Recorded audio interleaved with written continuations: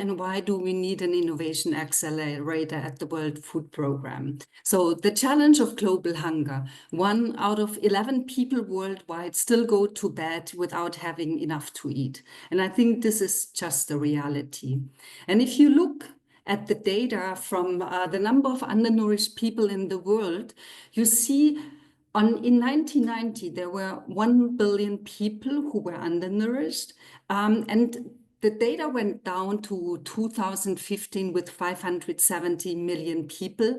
But last year, once again, we had 757 million people.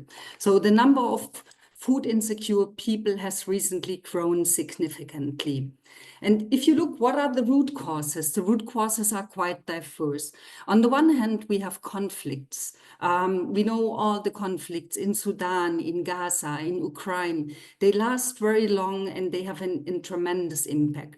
Secondly, the climate crisis. I mean, climate now is one of the biggest root causes of hunger because there are so many disasters all over the world. We are still experiencing the impacts of the pandemic and the rising cost. So there are many, many root causes why the figures went up. If you look at the number of people facing acute food insecurity, we had in 2019 135 million people, and this year we have more than 340 million people. So innovation is needed more than ever.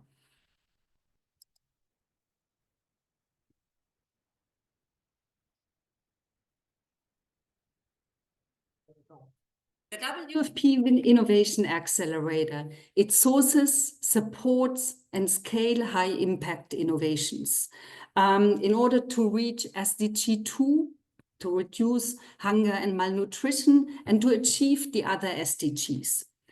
We have a couple of multi-year partners like the Germans, the federal state of Bavaria, the Austrian Development Agency, Luxembourg, and France, also USAID and John Deere. So there are a couple of partners who believe we can make a difference with innovation.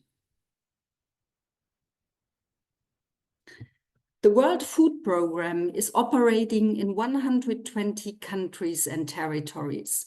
And with our projects, we are in more than 70 countries all over the world. So we support very different projects on a global scale. We have the global hub, which is in Munich, but we also have a regional hub and we have local hubs in different parts of the world.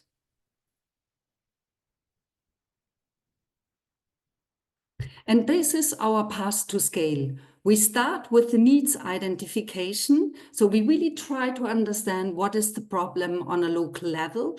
Then we do innovation challenges like we have done with this accelerator in order to identify the best innovations which are around. We normally get more than 10,000 applications for the different competitions that we are running, and we are trying to identify the best ones. Afterwards, we're inviting the teams to the innovation boot camps. This is where we have a match with our country offices and where we really try to understand the use case and how it could work for the World Food Programme. Once this is clear, we move to the sprint program, which is like a 6 to 9 months testing in the field with the support of an innovation consultant. And then we have the scale-up enablement team, which is supporting the innovations to scale beyond one local context to other ones. And last year, we have started to set up a bridge and loan guarantee fund, which is a fund which supports promising innovations really to scale.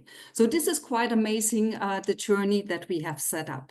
And with this background, I would like to hand over to Josie Kamanda from the International Water Management Initiative. Josie, the floor is yours. Thank you, Regina, and thanks everyone. Let me welcome everyone to this pitch event today.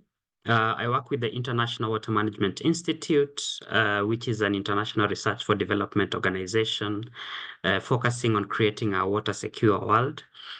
We are part of the CGIAR. Those who are familiar with the CGIAR is a consortium of international agricultural research for development institutions.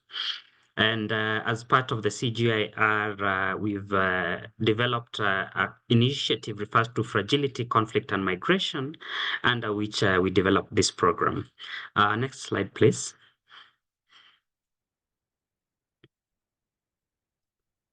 More broadly, the Fragility, Conflict, and Migration initiatives focuses on 4 key areas that are key in improving lives in fragile and conflict-affected settings. The first area is around anticipating risks, anticipating the shocks that might occur in these areas, being able to develop plans so that we are able to act in advance, and come up with the disaster risk management methods and approaches and plans. After that, we also have a component which works on bridge, and this is bridging between humanitarian and development interventions post-crisis. Another component is stabilize, which works mainly on stabilizing and building resilience, longer-term livelihood opportunities.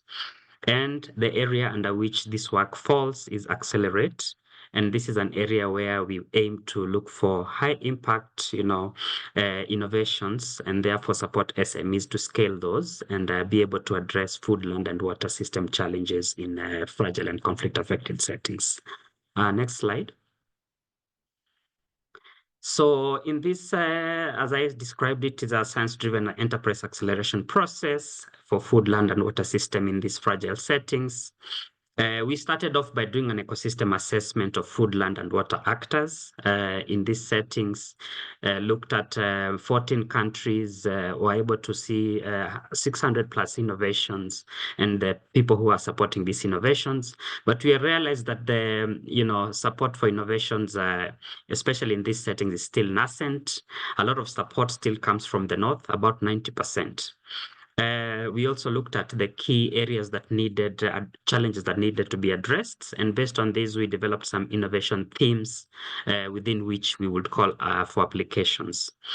So then we went through the process of sourcing for the partners, and the actual acceleration process involved a de-risking grant, technical assistance to the partners, business coaching, facilitating partnerships and networking, as well as access to finance. Next slide. So from a very competitive process, we came and selected 4 innovators, and we will hear from them today. In Jordan, we were focusing on climate, security, water security. One of the innovators is Aquaporo, that generates clean water from air. Then we have iPlant that focuses on vertical farming and integrating solar energy in that. In Nigeria, we have Koolboks that reduces food wastage through refrigerated systems. And then in Kenya, we have an innovator on conflict forecasting. And we had technical assistance from various CG institutions, the International Water Management Institute, IITA, the Alliance of Bioversity International, and the Innovation Accelerator from WFP. The ecosystem assessment was done together with the Brighter Bridges. So I'll hand over, I think, to the next speaker. Thank you. Yes, thank you so much, Jose. So now we're about to start our pitches, and this is how it will work. We will have 5 pitches, and each will be for 5 minutes, after which we will have a Q&A session. So with that, oh, sorry, I didn't realize I was on mute. So we're now about to have our pitches, and this is how it will work. We'll have 5 pitches, each 5 minutes, after which we'll have a Q&A session for 3 minutes. So 1 pitch, 5 minutes, a Q&A for 3 minutes, and then we move on to the next one. So with that said, I would like to invite now Kyle from Aquaporo for his pitch. Over to you, Kyle. Well, thank you everyone for being here.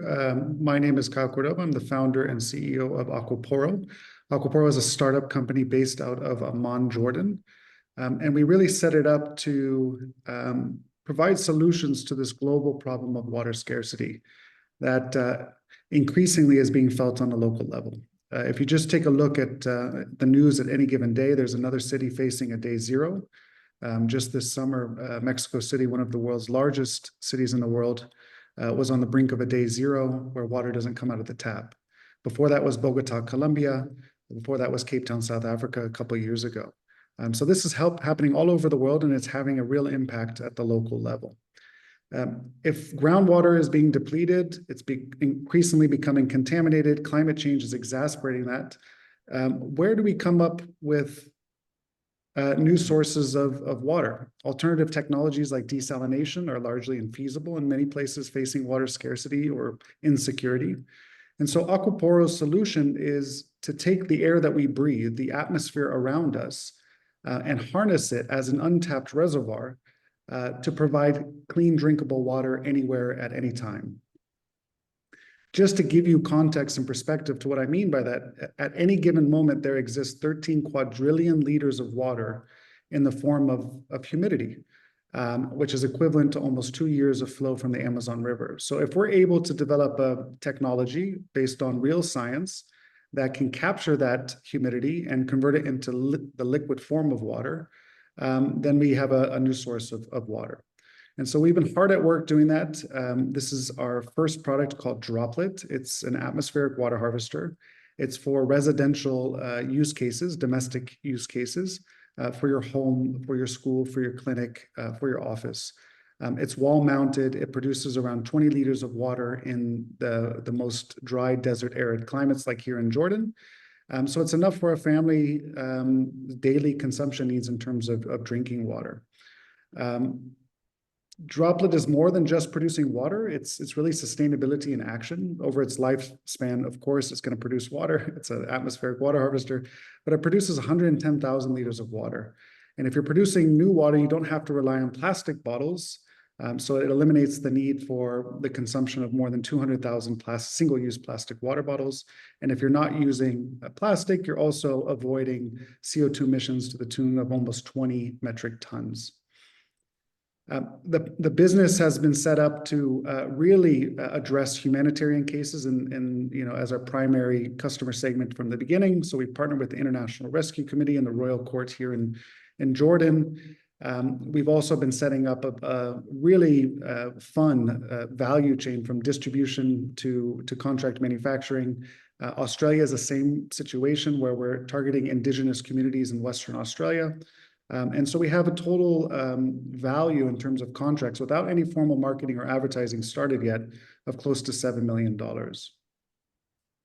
But this doesn't really get me excited. I mean, we're trying to solve the global problem of water scarcity, and Droplet solves that at the family level. But how do we start focusing on providing enough water for villages or cities or even countries?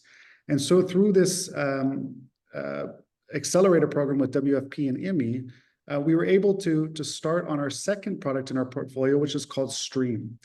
Stream is a completely new science engineering, new IP for Aquaporo. You can see our proof of concept in our garage of our headquarters here in Jordan. And this device produces up to 500 liters. It's not an easy device there's a lot of complex things. I am actually really excited today because we produced our first water today after several months of fabrication and testing. And so Stream is at a 500 liter per day capacity. We're talking about new use cases, commercial, agriculture. This device actually will go to a farm in South Amman here once we get it completely optimized. So what we're currently doing right now is we're always on the fundraising trail. We've actually have a term sheet in hand for a $5 million raise. We're closing it out by the end of the month. We have a little bit of allocations left, so if there's any investors on the call, please reach out. But we're also looking for partners to deploy these in conflict-affected areas and fragile settings, in places that are on the forefront of climate insecurity and water insecurity. So please feel free to reach out. We have a wonderful team of talented business people and scientists and engineers. Fawad is our commercial director, and Chris is coming on board to start our marketing process. And that's fully supported by an international advisory board from Omar in the US, a professor, to Allison, one of my early business mentors, some local folks that are opening doors for us here in Jordan and the region, to people like Ellen Brooks, who is really a fantastic supporter at International Rescue Committee. So with that, I'd like to thank you. We've gotten a lot of support from a lot of important people along the way. It takes a village to get a startup off the ground, and we're very grateful for the support that we have, and we hope to find partnerships and explore opportunities to collaborate with all of you today. Thank you. Thank you so much, Kyle, for the wonderful pitch. And now we open up the floor for questions. We already have the first one here that I'll read for you. And it says, what kind of absorption tech are the 2 generations of your equipment running?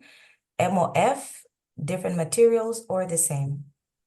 Yeah, so we invented our IP based on MOFs. So if you're familiar with MOFs, that has been my career for the last 15 years. I'm a MOF scientist. We are also exploring other adsorbents that are a little bit cheaper, a little less efficient, but can keep the cost down as low as possible for our end users. So it is all adsorption with a D, based atmospheric water harvesting. It's not condensation or direct air cooling, atmospheric water generation. Okay, second question here from Amador is, what energy is consumed for harvesting water, and what is the origin of the energy, followed by what is the cost of the equipment? Yeah, so the energy is always a challenge in this space. Our droplet is about 0.5 kilowatt hours per liter of water produced. If you like that in power rating, it's a 0.7 kilowatt power rating for the device, so no different than a wall-mounted air conditioning unit. So you can run it on-grid or off-grid like we're doing for Zaatari Refugee Camp in partnership with the International Rescue Committee. Stream, it's a little bit too early to say what exactly it is, but theoretically it should be around 0.13 kilowatt hours per liter of water produced, so almost an 80% reduction in the energy consumption. So yeah, I think we're really competitive, if not beating most other players in the space. Okay, I think we have room for just 2 more questions very quickly. So yeah, the first one is, how do you assess and ensure water quality? And the other one is that if the RH% is higher, is the output higher, or is it fixed? Yeah, that's a great question. We're producing pure water, so everything inside of our device is pristine. It's food grade quality materials. We avoid any plastics, so we don't have any contamination from microplastics down the line. The water is that we harvest and produce. The air goes through an air filter. The adsorbent material itself is a filter, and because it's just pure H2O, we actually have to mineralize it for taste. So we flow it through a mineralization column, which gives us some fun marketing games to play down the line that we can, if you want Evian style water, or if you want Icelandic volcanic water or Fiji water, you can buy a different mineralization column. So we do rigorous water testing for all of that, obviously, because it's for human consumption. The second question was about, I forget, sorry. I got excited with the mineralization column. Yes, I can read it for you, but very quickly. So if the RH% is higher, is the output higher, or is it fixed? Yep. So if the relative humidity is higher, then we can produce more water. That's kind of the fun. So I quote everything in Jordan's climate terms. So more of the extreme arid climates. So if we take this to Singapore, Malaysia, any humid environment, Florida in the US, Brazil, we produce more water. Thank you so much, Kyle. And now we move on to the second pitch. And for this, we have Lolade, who will be presenting the innovation Koolboks. Lolade, over to you.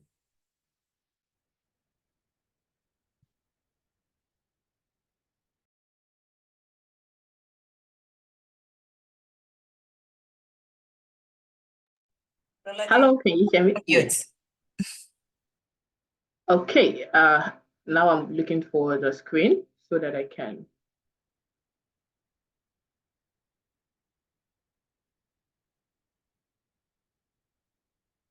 I do not see the screen. Can somebody help? Yeah, thank you. Okay. You have slide control. Okay. Hi, everyone. My name is Lolade Alonge, and I work as the business communications and project manager at Koolboks.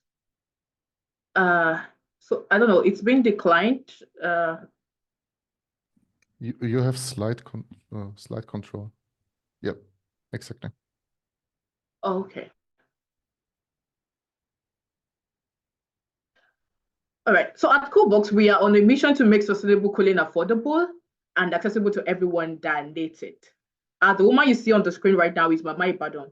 And right from when she called us to let us know that buying the Koolboks solar freezer was the best investment she had made for her business, we knew that we were doing something right. She's a frozen food seller at the Jora Fish Market, which is a major fish market in Lagos State, Nigeria.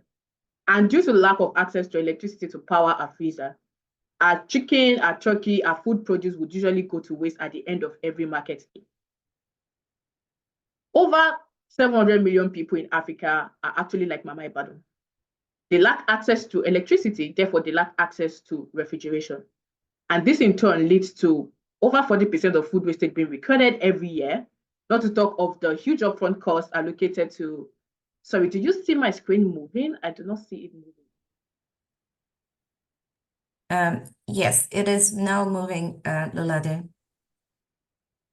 Okay, thank you. Over 700 million people are like Mama Ibadan actually, and they lack access to refrigeration, right? Because they lack access to electricity. And this in turn leads to over 40% of food that is being recorded as wasted every year in Africa. Not to talk about the huge cost allocated to buying fuel for diesel generators and the harmful emissions that this one leads to. Harnessing the energy of sun and water, Koolboks has created a solar refrigeration solution that gives access to continuous refrigeration, even in the absence of electricity and limited sunlight. Now, our solution eliminates the huge upfront cost of owning a freezer, and of course, it utilizes green energy and also eco-friendly refrigerant. You can see a picture of the Koolboks solar freezer. Now, people like Mama Ibadan can store food, whether or not they have access to electricity, and now they're able to increase the number of food they're able to preserve, thereby increasing their profit. Now, you would ask, what is the use of a technology if it is not affordable? Thanks to our pay-as-you-go IoT technology, customers are able to pay in monthly installments for their products, signing up on a lease-to-own payment model or even a rent-to-own payment model. And this is the business model that we use in Nigeria, Kenya, and Uganda, where we are currently operationally present. And we also operate this model with our distributors who help us to be present in over 23 countries across sub-Saharan Africa. What we have discovered is that the market size for off-grid refrigeration in sub-Saharan Africa is quite massive. In fact, quite a number of small businesses actually require refrigeration for income generation. That is to tell you that there are a lot of Mama Ibadans out there who need to store food, who need to refrigerate their food in order for them to generate income. So far, we have been able to make massive impact. In terms of food wastage, we have been able to save over 2,500 metric tons of food, and this is projected to grow by more than 10x in 2028. We have also been able to make impact in terms of greenhouse gas emissions reduction, as well as empowering women across sub-Saharan Africa. Now, this is a like of Mama Ibadan. She's Mrs. Aderioye. She's a restaurant owner. Now she says, thanks to Koolboks, she's able to increase her profit because now she's able to have access to continuous cooling, whether or not electricity is available in her environment.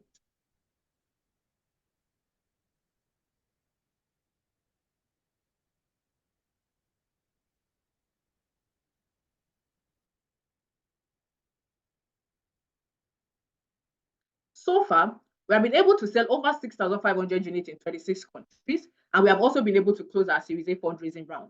Now, we believe that we are able to increase on this traction by being able to, have access to other opportunities that would help us to have access to new markets. Thanks to the Sprint Accelerator powered by the World Food Programme, the CGIAR team, and the International Water Management Institute, we've been able to access fragile and conflict-affected settings. This is areas that we have never been to in Koolboks. And now, thanks to the funds they made available to us, we have been able to pilot about 10 of our units. And what we discovered is that the need is quite massive. In fact, our scalability plans are already in motion, thanks to partners like Adasa and Adasp. Right now, we've been able to register over 30 units of freezers that have been pre-ordered by customers. And we also believe that the launch of our assembly plant, which gives access to 72,000 per annum capacity, is also going to help us in our scaling plans. Now there is going to be access to more freezers that can preserve more food across Nigeria and across sub-Saharan Africa. We are currently raising funds, our Series B fund round, and this is going to help us with our inventory build. It's going to help us to increase the number of team members that we have, and also help us to expand our markets into other new markets and also improve on the local assembly plant that we recently launched. I belong to this very big team of experienced, diverse, and qualified professionals who are working to make sure that access to sustainable cooling is available. And we welcome you to join us in our mission to empower more Mama Ibadans across Africa, helping them prevent food wastage by making sustainable cooling affordable and accessible to all of them. Thank you. Thank you so much, Lolade. And now we'd open the floor for questions.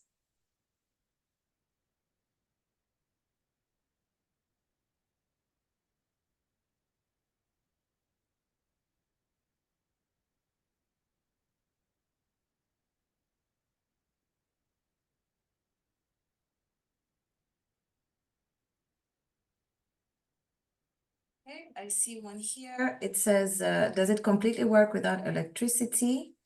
Or how long does it go without electricity? So the product, thank you very much for that question. The product is powered by solar, meaning you have your solar panels and your batteries, your lithium batteries that power it. In areas where there is like some weak grid, they are able to be powered by electricity, right? And then when electricity goes off, then it switches automatically to the use of solar. But yes, it's able to work with or without electricity. So we definitely have our products in off-grid areas where there is zero access to electricity. The second question is, what is the holding temperature this unit can receive? So it can achieve up to -7 degrees, between -3 and -7 degrees Celsius. Okay, thank you so much, Lolade. Yeah, a question here from Eric. What if someone does not honor their monthly payments? Does the IoT shut the system down? Yes, it does. Another one is, what is the capacity of the gadget, or can the size be tailored to use? So we have different sizes depending on the kind of business that you have. So if you have a big business, we have a big size freezer to cater. And if you also have a small business, we also have to cater to your needs. So depending on the of your business, you can definitely have whatever size is useful for your business. Okay, yeah, Mohammed would like to connect, so perhaps you can go into the chat, Lolade, and thank you very much. We can move on to our third pitch, which will be from Omar Aquaporo. Sorry, Omar from iPlant.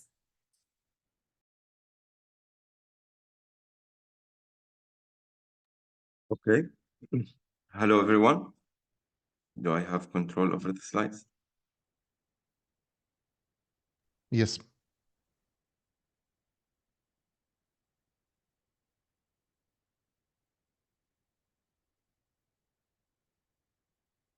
Okay. Hello, everyone. I'm Omar Bawab, one of the co-founders of iPlant, a Jordanian agriculture technology startup. We at iPlant, we are on a mission to revolutionize agriculture in some of the toughest environments on Earth. Today, I'm actually excited to be sharing with you our new innovative product, GreenSpin, which actually addresses the challenges in agriculture and the energy by providing a solution that is sustainable, scalable, and provides sustainable food production. So let's talk a bit about Jordan and more generally about the MENA region.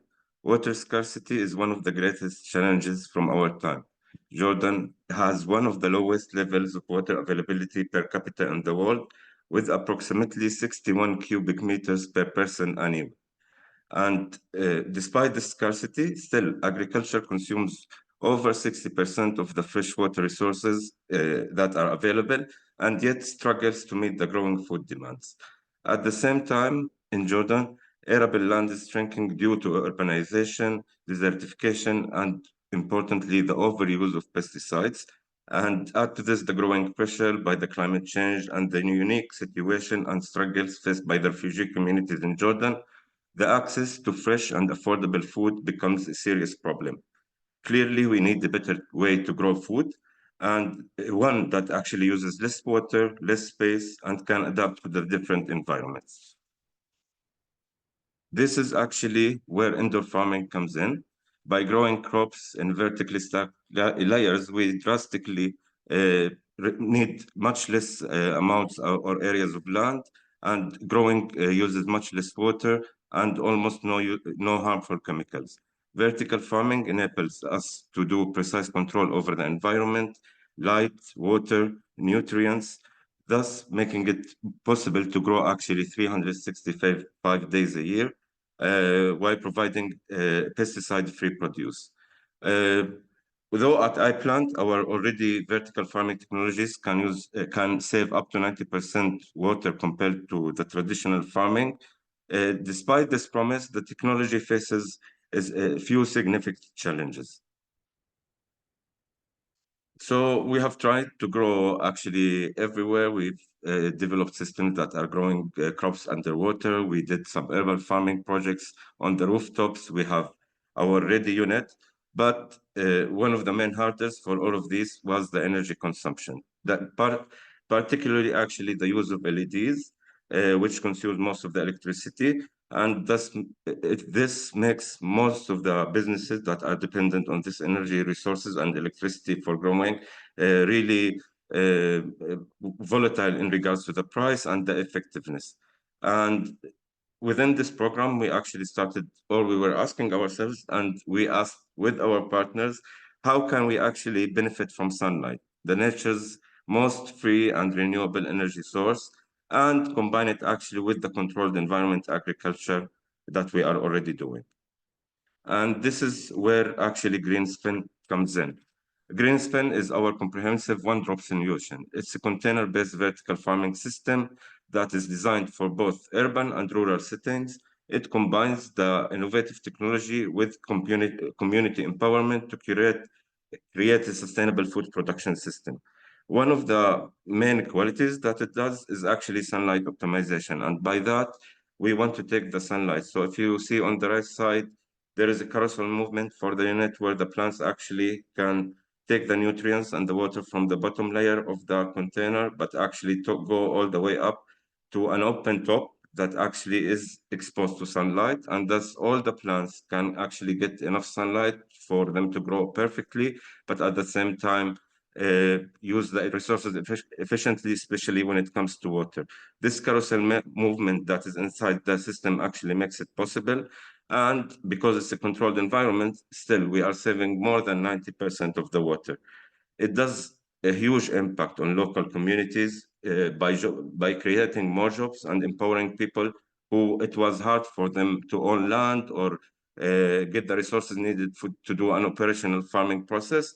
So we give them that.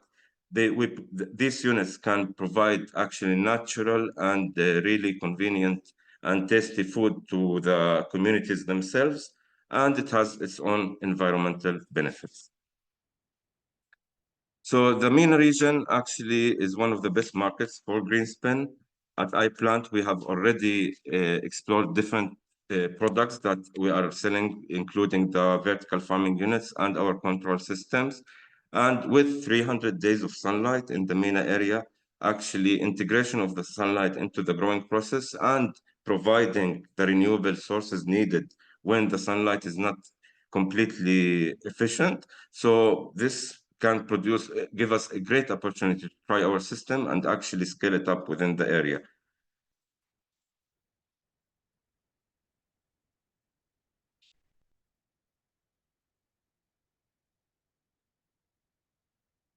Sorry, the slide stopped moving.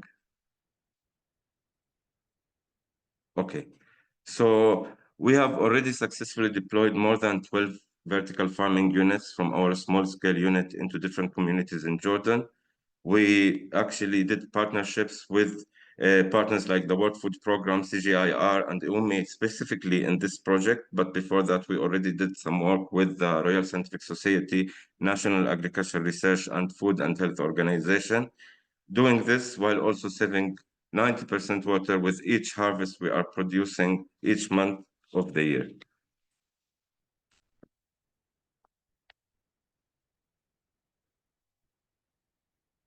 Okay, so what is our vision? Our vision with Greenspan might be ambitious, but we are hoping that we can deploy 8 different vertical farming solutions and the Greenspan units in 8 different communities. To do this, we need $400,000. This will enable us to put these units and where each of the unit can actually produce up to 3,000 plants per month and making it up to 36,000 plants annually with the size of a container farm. And growing this produce will actually save 100 cubic meters of water per harvest when compared to traditional farming, and almost 50% when compared to other hydroponic systems. We try to do this by creating more jobs, train the operators to work with the systems, and empower the communities to take charge of their food production while having all this monitored and controlled from our headquarters.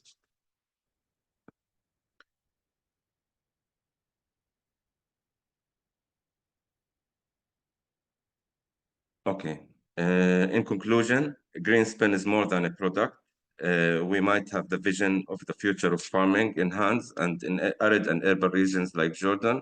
It combines the power of sunlight, precision agriculture, controlled environment agriculture, and sustainability with a setting that actually saves water.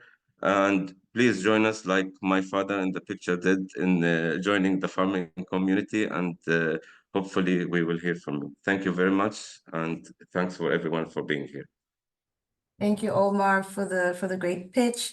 I do see also in the chat another request to connect. Perhaps I can advise the startups to share either their LinkedIn so that our audience can connect with you afterwards. In the interest of time, we'll only take 2 questions. The first one for you, Omar, is what kind of maintenance is required? Okay, this is an interesting question. The Greenspan was developed to reduce any involvement from people from outside. So the whole rotating movement actually happens inside, but for the people to work with the system, they need only to stay at the door where all the plants actually come in. And we have been through the manufacturing process heavily, where we switch a lot of the components to reduce the maintenance required as possible. Mainly everything within the system and the framework actually is made from stainless steel to protect it against basically rust, specifically in this humid environment, thus make it more durable. But also our team will be in charge of maintaining and upgrading specifically the software and hardware from our headquarters and make visits when needed. But again, maintenance, we are doing our best to reduce it as much as possible. Thank you so much, Omar. That is actually all the questions. Now we can head over to our last pitch today. And for this, I welcome Margarita from Conflict Forecast.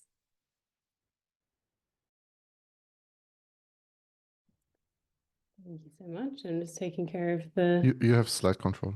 Green, yeah.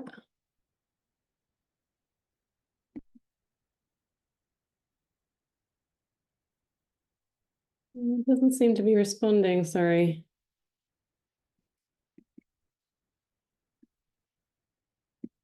No, wonderful. Okay, my name is Margarita, and it's my great pleasure to represent Econ AI today. We're a research group based in Barcelona, and for this accelerator, we've sought to harness our expertise in conflict forecasting for humanitarian preparedness. Each year, more than 300 million people are in need of humanitarian assistance. In moments of crisis, the timely delivery of food and emergency services is vital. Acting fast and as early as possible reduces suffering and saves lives. But acting early requires foresight. In the case of natural hazards, the use of weather forecasts and other meteorological data is fairly routine, but the use of data to anticipate conflict has proven harder. Ideally, we would need a weather forecast, but for conflict, which is effectively what we offer. Our product maps the risk of violent events. Being aware of conflict risk in advance helps humanitarian actors in their anticipatory planning efforts. They can procure goods early and pre-position them where they are most likely to be needed. The additional data layers highlight key infrastructure that might be at risk of disruption, such as the roads displayed in this image. At the back end, we use sophisticated machine learning algorithms to produce our forecasts. We're able to do this for different target definitions, such as predicting the likelihood or the number of fatalities, but also the risk of protests or riots. For our current product, we generate monthly updates, forecasting 4 months into the future, but the frequency and the forecasting horizon can be adjusted. We work with a spatial resolution of 55 by 55 kilometers, but that can also be adjusted. Not only have we been able to predict the risk of ongoing conflict intensifying or escalating, but we've also been able to identify the risk of onsets. So that's the emergence of violence in areas that have recently actually been peaceful. One important ingredient is our innovative use of news text, for which we process over 6 million articles from across the globe. So after this slightly more technical interlude, let's look at the front end that users see. In essence, we produce maps that users can interact with to display and filter different sets of data. For example, users can display roads and specifically filter for those roads that are in areas of high risk. The same can be done for other infrastructure or amenities, such as railway systems, ports, markets, and hospitals.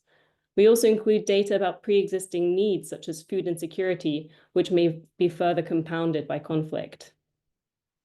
The visualizations can be tailored to users' needs. For example, risk can be displayed at different levels of geographic resolution, such as county or district level.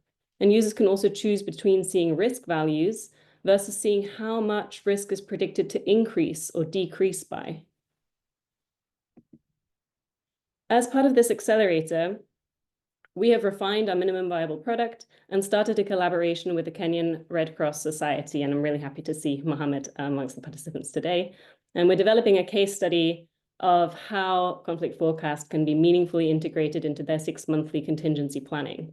This is when important decisions are made about purchasing resources and where to locate fleets of vehicles and place goods.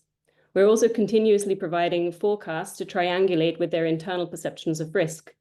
That way we can complement human intuition and experience with a data-driven perspective. Our forecasts are designed to improve preparedness. Research by UNICEF, WFP, and the UK's Development Agency has shown the huge potential impact of improved humanitarian preparedness. Costs of humanitarian response can be drastically reduced through early procurement, and if goods are pre-positioned, then each dollar spent on those goods can lead to a much greater humanitarian return on investment. For this project, we've been working with INADEMS, who are our implementation partners in Kenya, and who have been looking after the actual web app. As Econ AI, we're a growing research group, and we're really excited that to make our expertise in forecasting relevant to humanitarian actors. And this project also fits within our wider efforts to make research actionable. This month, we're actually publishing a policy insight paper, which is precisely focused on the use of forecasting in the humanitarian field. This has also been the result of working with lots of other ministries and regular exchange with UN agencies. We are immensely grateful for the support that we've received as part of this accelerator, and we look forward to completing our use case trial with the Kenyan Red Cross. With additional funding, we can make improvements both at the back end and the front end, improving the predictions, enhancing the web app experience, but we would also like to develop capacity building toolkits so that our numerical forecasts can be understood to optimally inform planning. We're also looking to refine our business model, and to that end, we welcome contacts with humanitarian organizations that are interested in further beta testing so that we can eventually expand our outreach to paying users. And with that, thank you so much, and I really look forward to your questions. Thank you so much, Margarita. We already have a few here. The first one is, how accurate is the forecast? Yes, that's a very good question. There are different metrics for that. So for the predictions of risk, the metric is the AUC, the area under the curve of the receiver operator curve. Sorry, it's a bit technical, but basically the ideal score is a 1 and the worst score would be a 0.5, where 0.5 means that's just guessing. And we're at an 0.92. So doing really quite well. For another subnational project, it was even higher at a 0.95. So hopefully that's somewhat meaningful as a metric. All right, thank you, Margarita. Second question is, how do you get your data, and is the access to the data reliable and consistent? Yes, thank you for that. So as much as possible, we're using open source data. So that continues to be available. We're using data that's available at the global scale as well. While this project's been focused on Kenya and we've been looking at Africa more broadly as well. We're always looking at global data sources. So far we've not run into problems with data availability. The most expensive data source that we actually pay for is the news text. So for that we're subscribed to Factiva, which we still have for a few years down the line. Thanks, Margarita. I do not see any other questions so far. Oh, actually, they're coming in. What is the connection of the conflict forecast and improved weather forecast, if any? As in the parallel I was drawing is just that already, like, weather forecasts have become very good over time, and they're being used quite effectively for anticipatory action in the humanitarian world. And our aim is to kind of mirror that in the realm of conflict forecasting. I hope that answers that. Thanks. I don't see any other one, but just a very quick note to the pitchers: when you're sharing your information, please make sure you send to everyone, because there are different groups. There's a host and panelists, and then there's everyone. So for example, Carl and Omar, I think you sent it to the host and panelists and not to everyone. So please reshare your please reshare your contact so that the audience can find it. Okay, that is all for Margarita. Thank you so much. Without further ado, I will hand it over to Kirtana to moderate the fire chat, and she will take you through it. Kitu, over to you. Thank you so much, Asiya, and thank you so much, pitchers. What amazing 4 teams to have come so far. So congratulations again.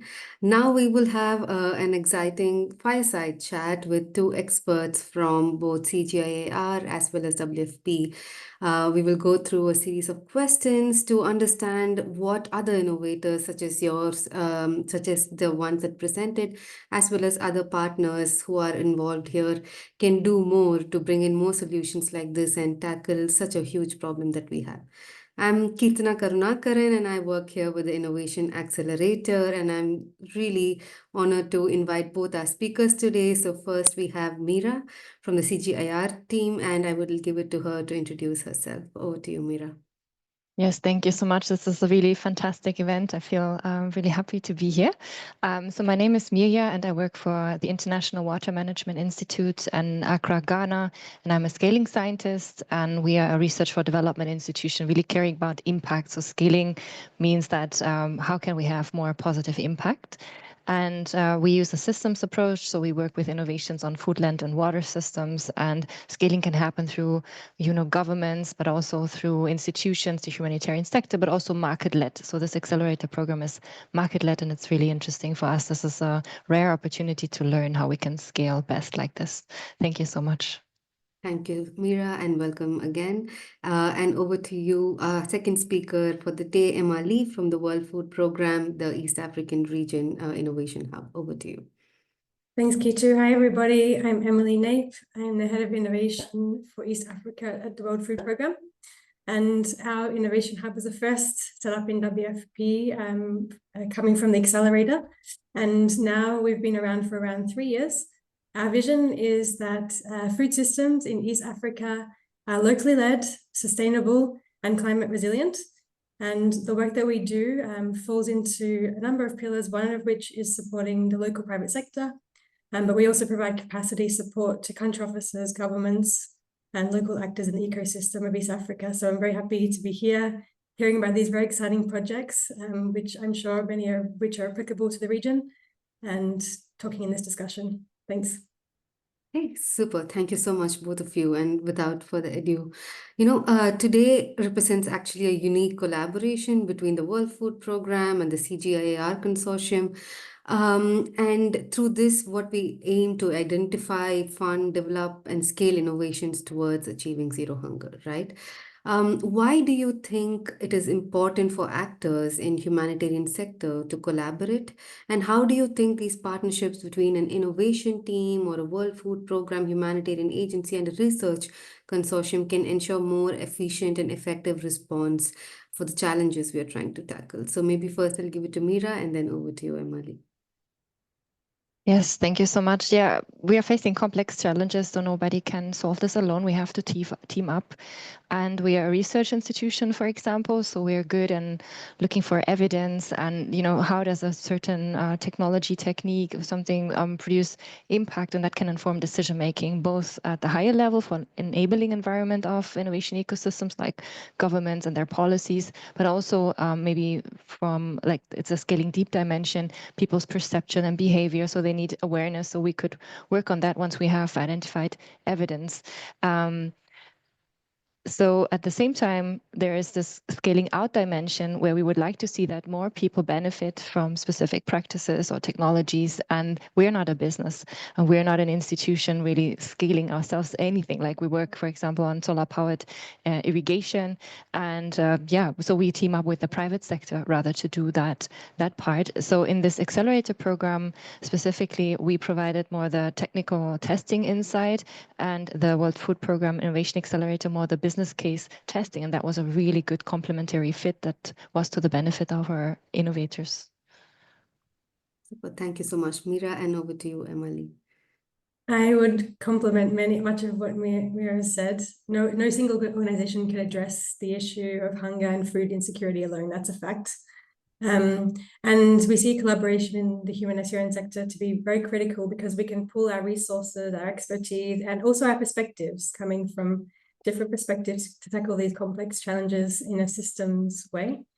In terms of partnerships between innovation and research, we've seen quite a lot of very useful partnerships, including this one in our region.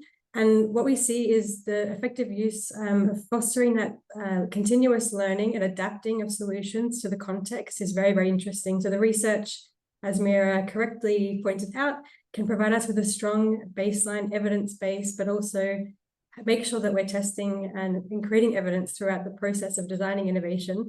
But while the practical experience of the humanitarian organization and also the private sector organizations we support can make sure these solutions are really grounded in reality and can be implemented locally and at scale. So we see that partnership between the humanitarian or the private sector working in the humanitarian context together with research as really key. And I think one final thing to make sure we don't forget is the partnership with government is super critical when we scale in our context. We did some research recently with the OECD through our hub, which really showed that this was a critical component. And when we work with governments, when we work with the ecosystem, we can really make change at a policy level and at the field level. Thanks. Perfect. Yeah, thank you so much for insisting on these important partnerships.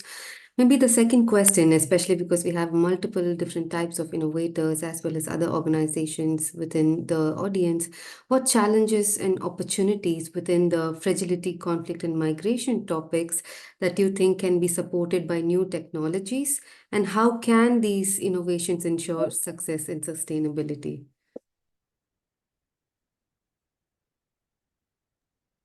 Should I continue?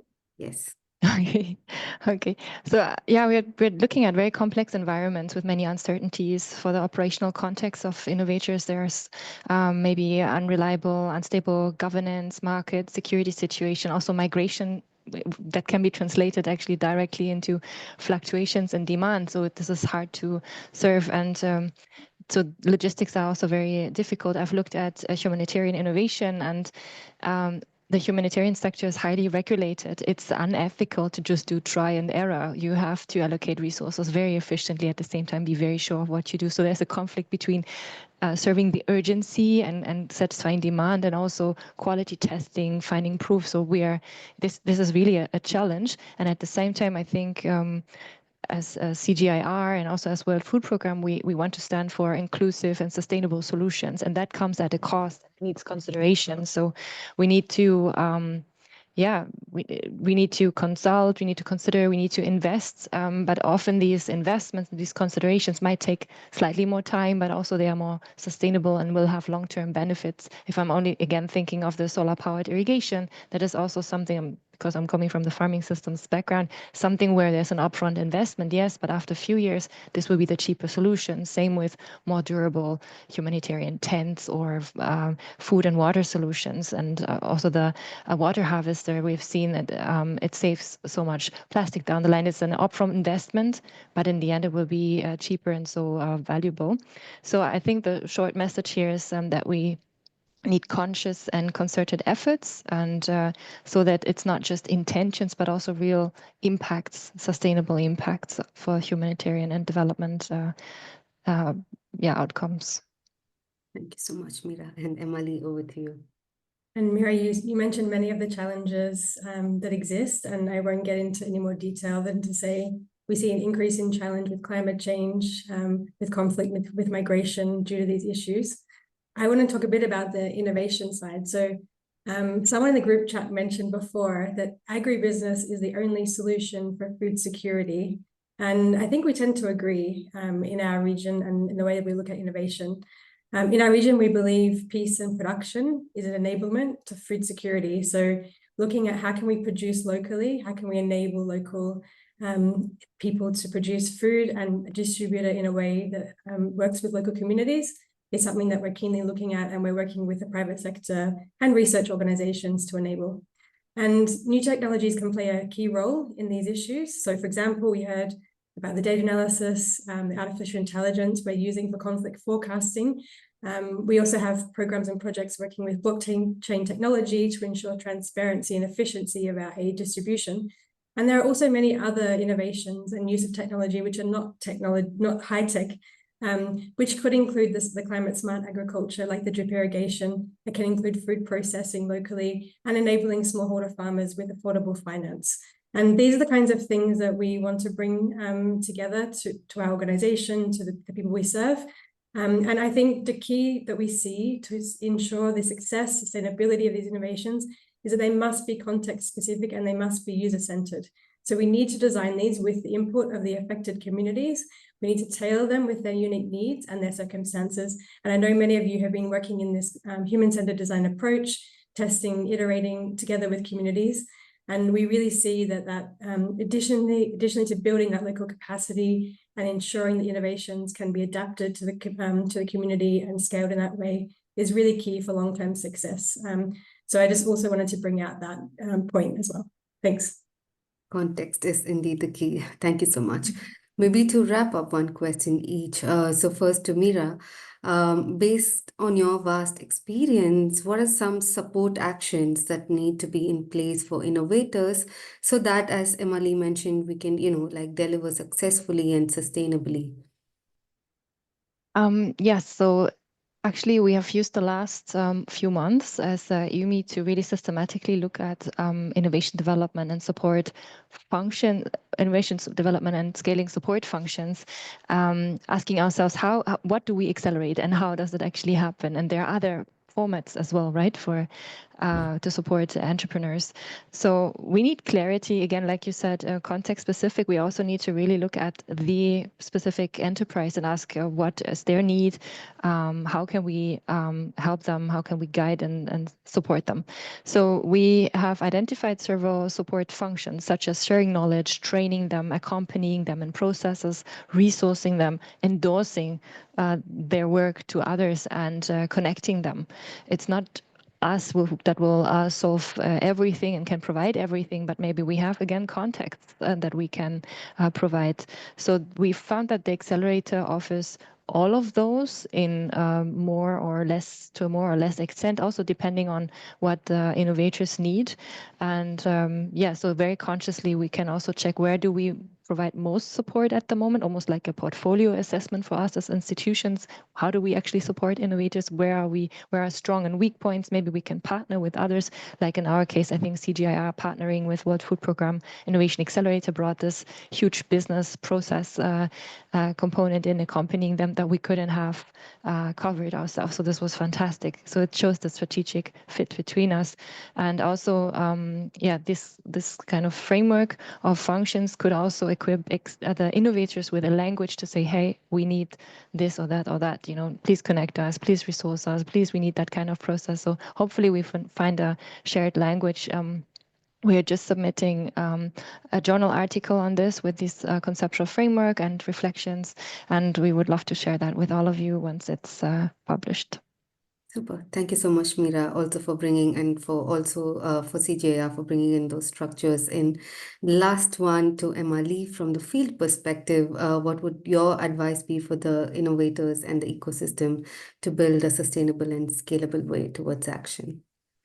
So my advice points in two different directions. One is on your project and the work that you're doing. I really believe in, and I can see the value of trust-based relationships with partners. So we've seen many examples in this pitch event today, or this event today, and we see this in everything that we do. So collaborating is most effective when you understand the strengths of each other, when you have a shared vision, and of course, when you respect each other and where you bring in the value. So take the time to understand which partners should you be working with. Do you have shared vision? Do you have shared goals? And do you see a future together? Not every partnership is made to be sustainable or scaled. And then another thing which is really important, is to look from the outset on your sustainability and scalability strategy. So not all of you will be raising kind of profits, but you may look at different types of fundraising. Not all of you want to be a big organization. You might remain small. Not all of you want to grow globally. You might also remain locally contextualized. Just making sure you're thinking about that from the outset, building up a theory of change and looking at your evidence throughout, and making sure you can communicate within your organization to motivate each other as you go through this very tough journey, and as externally with your partners and funders is really, really key. And of course, this group and this team can help you with those things. And on a personal note, I think make sure you look after yourself. Innovating in humanitarian context is probably the toughest job you've chosen to take on. I give a lot of credit to all of you for doing this work, for being here today. Look after yourself and use this community to help each other look after each other. Because you'll find many others in this room who will be able to answer the phone, have a chat with you, and make sure that you're okay throughout this process. So I really encourage you to make the most of the community, as well as the technical and the financial support that's offered. Thanks very much, and it's a pleasure to be here, and I'm very inspired by all of you. So thanks for sharing your innovations.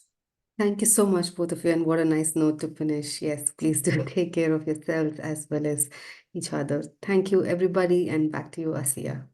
Yeah, thank you, Kiritana, for moderating the session. Emily, Mira, for the insights from CGIAR, as well as the East African Innovation Hub.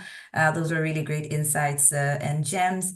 Now, for the very last part of our agenda, I'm going to welcome Dahi, who was the program manager, to just give a few closing remarks. Dahi, over to you. Thank you, Asiya, so much. And thanks to everyone from the panelist side, and our pitchers, our innovators, and for the participants. So my closing remark would be actually just echoing what we have heard from our speakers, like Emma, Maria, and Jose, and Regina. So we all agree that complex and big challenges can be solved only through really innovative approaches. So we can't just go the same way to solve large and huge problems. And it also involves unique form of partnerships and collaborations. And I would like to use this opportunity to really thank CGIAR team for this great opportunity to work with you throughout the whole innovation program. It had been a real, impactful experience for everyone participating, the program team, and also, of course, for the innovators. And today, listening to the pictures, that's actually like, yeah, makes me more confident about the future and really believing more in innovations. So I hope that we can leverage on this experience and build on this relationship for more impact and for wide impact, support more innovators and to reach with their solutions more people.